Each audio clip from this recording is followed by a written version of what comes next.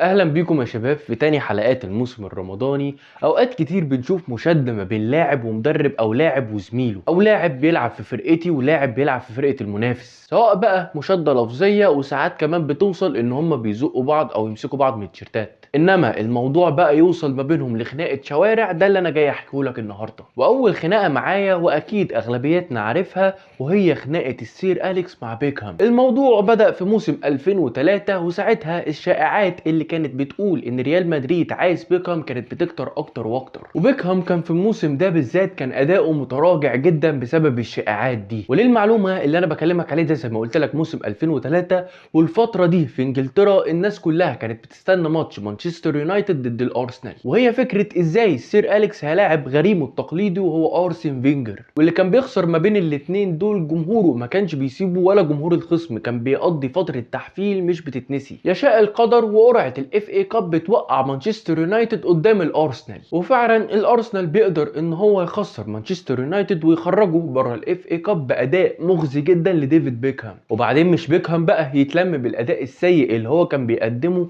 لا ده السير أليكس في كتابه قال ان هو كان قاعد قدامي على بعد 12 قدم، وسمعته وهو بيلوم زمايله بيكلمهم باسلوب وحش جدا، وكان في وقتها بيقول ان الجزم تحتيه او الاسترسات كانت كتير جدا. فاما سمعت الكلام ده ما قدرتش الا انا اسكت، واعصابي كانت منفلته تماما، ومسكت ستارز من الاسترزات اللي كانت واقعه في الارض دي وقمت حادفها في وشه. يشاء القدر وزي ما انت شايف كده الستارز بيجي في حاجب بيكهام وبيتعور. وفي وقتها برضو السير أليكس قال في كتابه ان بيكهام كان هيرد عليه وكان هيقوم يتخانق معاه، ولكن اللعيبه في وقتها هي اللي حاشت بيكهام عن السير أليكس. اما عن الخناقه الثانيه وهي خناقه اللاعب الاسطوري في اي سي ميلان والمنتخب الايطالي وهو جاتوزو ضد المدير الفني جو جوردن في موسم 2010 2011 في قرعه دور ال 16 لدوري ابطال اوروبا. بتقرر ان هي توقع اي سي ميلان ضد السبيرز توتنهام، والموقف بقى ده بيجي في مباراه الذهاب في انجلترا، والماتش 1-0 للسبيرز. وفي الوقت ده ما كانش من منطقي ابدا ان انا اقول لك ان اي سي ميلان ممكن يخرج على ايد توتنهام من دور ال 16 في دوري الابطال. اداء اي سي ميلان في الماتش ده بالذات كان اداء مخزي جدا، وكان اللي مخلي مش مقنع تماما ان اي سي ميلان تخسر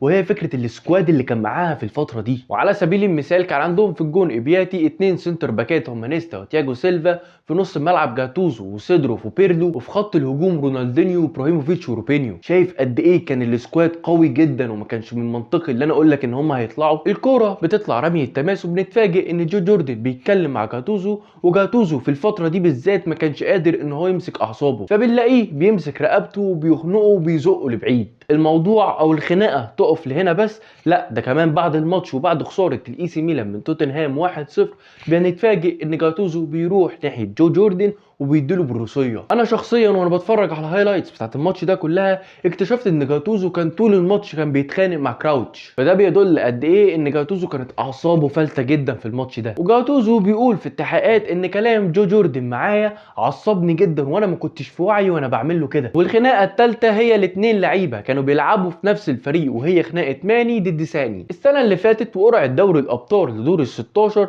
بنكتشف مواجهه قويه جدا ما بين السيتي وبايرن ميونخ، والخناقه حصلت في ماتش الذهاب اللي كان في استاد الاتحاد، والسيتي بيقدر ان هو يغلب البايرن 3-0. ساديو ماني طلع في الدقيقه 69 وساني كمل الماتش كله ومفيش اي مشكله حصلت لغايه دلوقتي. ولكن بنكتشف تاني يوم ان الامر ما عداش كده، لا دول دخلوا غرفه خلع الملابس وبنلاقي ان ساني بيكلم ساديو ماني باسلوب مش لائق وبيلومه بشكل ما في تصرف في كوره كان المفروض ان هو يديها له وانن فيها يعني. واللي بتقوله الصحافه ان ماني رد عليه وقال له ما تكلمنيش بالاسلوب السيء ده. ساني بقى حط الكلام ده في دماغه، لا ده ولا كأنه سامع ساديو، وقرر ان هو يكلمه بنفس الاسلوب ده تاني. طبعا احنا عارفين ان ساديو ماني افريقي وسنغالي ودماغه ناشفه عامل زينا كده. بيقرر ان هو يقوم وقامت خناقه ما بينهم هما الاثنين، وساديو ماني بيديله لكمه في شفته. بعد اللكمه دي اللعيبه في اوضه اللبس قدرت ان هم يتخرجهم هما الاثنين بعيد عن بعض، وبنكتشف تاني يوم ان فعلا اثار اللكمه دي على شفته كانت باينه جدا ضد ساني يعني. وساعتها البايرن ادى عقوبات كبيره جدا لساديو ماني، وخد بالك ده سبب من ضمن الاسباب اللي خلاه يمشي في السيزون اللي بعده على طول. اما عن الخناقه الاخيره اللي معايا وهي خناقه انت اكيد هتعرفه يعني، وهو مامادو ساكو اللي كان بيلعب في باريس سان جيرمان وليفربول قبل كده، وكان الخناقه الخناقه بقى دي قامت في مونبلييه ضد مدربه ميشيل. الخناقه حصلت في السيزون اللي فات، ومونبلييه كان عنده تدريبات عادي في نص الاسبوع يوم الثلاث. المدير الفني ميشيل بيقرر ان هو في اخر التدريبات دي يعمل تقسيمه مصغره ما بين اللعيبه. التقسيمه شغاله ومفيش اي مشكله، ولكن بيبقى فيه تدخل على مامادو ساكو، والمدير الفني ميشيل بيقرر ان هو ما يديش فاول. ساكو بيقرر ان هو يقلب الدنيا، وازاي فكره ان انت ما تحسبليش فاول في التدخل ده، وبيقرر ان هو يسيب التقسيمه ويسيب التدريبات ويمشي. وساعتها ميشيل بيقول للصحافه ان انا قلت له في الوقت ده مش انت اللي هتقرر تخش التدريب امتى وتخرج منه امتى. لكن ساكو ما ادالوش اي اهتمام وكان مديله ظهره وماشي. بيقرر ميشيل ان هو يقول له هو ماشي انت طفل بكاي. بيلاقي مامادو ساكو بيلف وبيجري ان هو يهجم عليه، وقام موقعه في الارض ويديله باللكمات.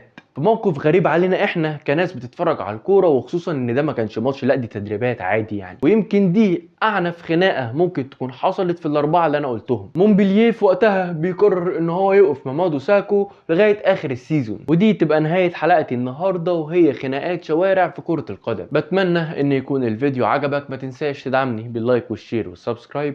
مواقع التواصل الاجتماعي هتظهر لك دلوقتي، خش واعمل لي فولو على جميع المواقع. شكرا.